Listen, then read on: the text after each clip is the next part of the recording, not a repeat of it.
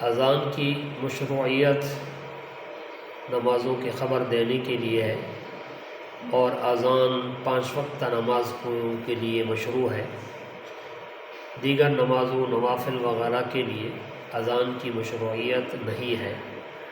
نیز فرض کے علاوہ بچے کے دائیں کان میں اذان کہنا اور بائیں کان میں اقامت کہنا یہ بھی ثابت ہے۔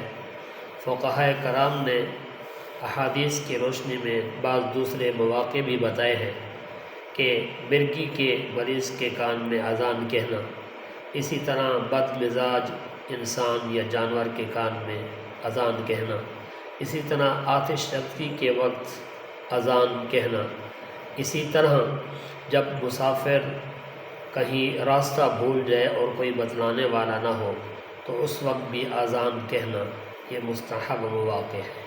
اس کے علاوہ اور جو مواقع ہو علماء سے پوچھ کر آپ اذان دے سکتے ہیں۔